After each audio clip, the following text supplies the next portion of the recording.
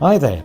In this video I'm going to give you my ideas on how to succeed with a Spike Prime project such as a WRO competition. As an example, I have made up a task for a robot to carry out. It is similar to the sort of things you find in the WRO Senior category.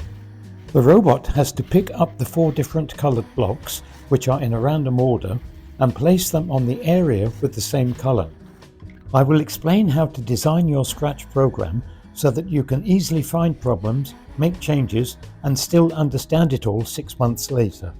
Before you get down to the programming, you first have to think about your strategy. For example, do you want to pick up all 4 blocks and move to the drop area, or just pick up one at a time, which will take longer? This decision will affect how you construct your robot. My strategy here is to first read the colours of the blocks, then pick them up, and finally to drive to the coloured areas and drop them in the right place. Now the strategy has been decided, we need to construct the robot. The 2 drive motors are in ports A and B. C and D are the 2 light sensors. E and F are the grabber and lift motors. On the underside, we see the light sensor for sensing the black lines and colour areas. Also the sensor for the block colours. The grabber at the front grips only the lowest block with the rubber grippers. The side arms can support up to 3 more blocks on top. Here are the details of the motor drive to the left and right grabber arms. The lift mechanism uses 2 Spike Prime rack and pinions to give 7 centimeters of movement. The right hand side of the robot has a light sensor to read the colour of the blocks as it drives past. Now we have had a quick look at the hardware, we can move on to the software. I like to have 3 levels to a program. The top level has the main program, which contains a small number of my blocks for the main tasks and possibly broadcasts, which I will explain later. The middle level defines the main tasks from the top level using the my blocks from the lowest level. The lowest program level has the basic my blocks for turning, moving from place to place, reading colours, lifting, grabbing, and so on. Now let's look at the top program level in more detail.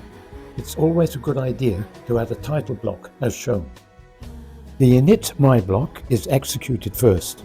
It sets up the motors, sets initial values for some of the variables used, and starts the monitor broadcast. Now would be a good time to explain broadcasts. The main program runs through a sequence of actions one at a time.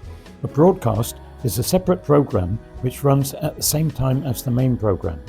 It is advisable to only use broadcasts for actions which really need to run simultaneously. In this example, I use 4 broadcasts. Monitor, which displays speed and yaw on the line graph and is a useful diagnostic tool for developing the program. Color blocks, which runs when the robot passes the blocks and saves the colors in a list. Grab, which opens or closes the grabber.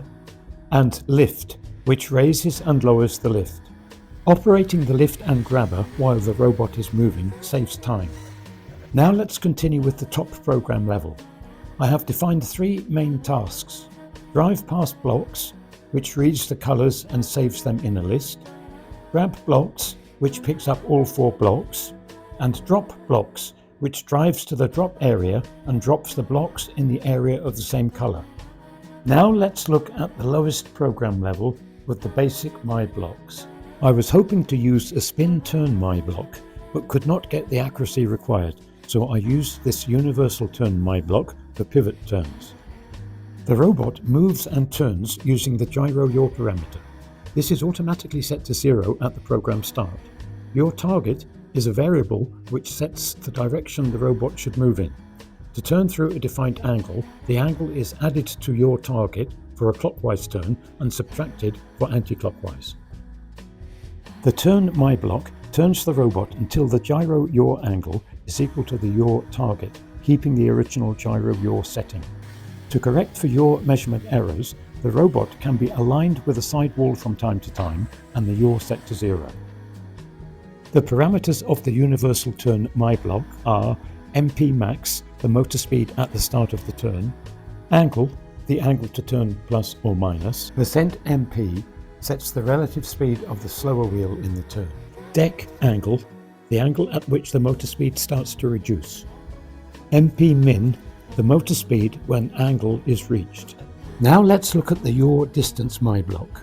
This moves the robot at a defined speed for a distance set in centimeters using a proportional yaw follower. The variable yaw target used by the turn block sets the direction to follow. The yaw ramp distance my block ramps from speed MP1 to speed MP2 over the distance given in centimeters while following the yaw target. The yaw ramp color my block ramps from speed MP1 to MP2 over the distance in centimeters and continues until the color specified in parameter color is detected. It then continues for the distance given in parameter offset. The yaw profile my block combines three other my blocks to make a profile as shown. It is used to drive accurately over a specified distance. The get next unit and grab my blocks implement the grabbing and lifting of the colored blocks. The lift and grab my blocks trigger the broadcasts to move the lift and grabber. Well, that covers all the my blocks in the lowest program level, so we can move on to the middle level, which uses the low level my blocks to implement the three tasks in the top level. The first of the three main tasks is drive past blocks. The robot positions itself to drive past the blocks and starts the color blocks broadcast. After passing the blocks, it turns and reverses into the wall to zero the yaw. The color blocks broadcast saves the color codes for the 4 blocks in a list. First it waits until a color is seen, then saves it. It then waits till no color is seen and then looks for the next color. In this way, all 4 color codes are added to the list. The second of the 3 main tasks is grab blocks. The robot positions itself for the first block by sensing the blue half square. It then uses the my blocks grab and get next unit to progressively pick up the blocks. The last of the 3 main tasks is drop blocks. The robot drives to a defined reference point close to the yellow area. From here, the distances to all 4 areas are known. We now come to the trickiest part of the whole thing. The robot has to drive to the area with the same color as the lowest block it is carrying and drop the block. As it has to do this 4 times, I use a repeat 4 times loop and a variable called counter, which starts at 1 and increases by 1 each time. The counter is used to read the color code saved in the list, starting at item 1 and increasing up to item 4. It then sets the variable drop pos to -1, 0, 1 or 2 depending on the color code found. This represents how far the drop area is from the reference point. For yellow it is 0, as the reference point is next to the yellow area. For green it is 2, as green is 2 distances away. Once we have the drop pos variable, we use the my block drop RYGB to drive to the required position and drop the block. In the my block drop RYGB, we first calculate how many distances or move units we need. If the first block to drop is yellow, this will be 0, so we skip the next part and drive directly to the drop position.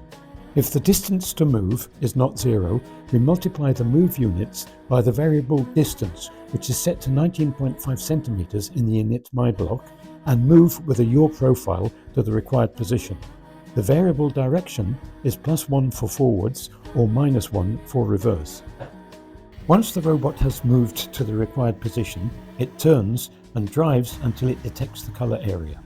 It then drops the block, grabs the remaining blocks, and turns again ready for the next move. When all 4 blocks have been dropped, it lowers the lift and the program ends. Well, that turned out to be more difficult than expected. I was hoping to use simple spin turns and to move without using ramps, but this resulted in positioning errors which made it impossible to drop the blocks completely within the colored areas. Spin turns gave a lateral shift, which was unpredictable. Pivot turns were more accurate. With ramps, I could move more quickly without losing accuracy. I hope you enjoyed this if you survived till the end. Please subscribe if you haven't already, and good luck with your next competition.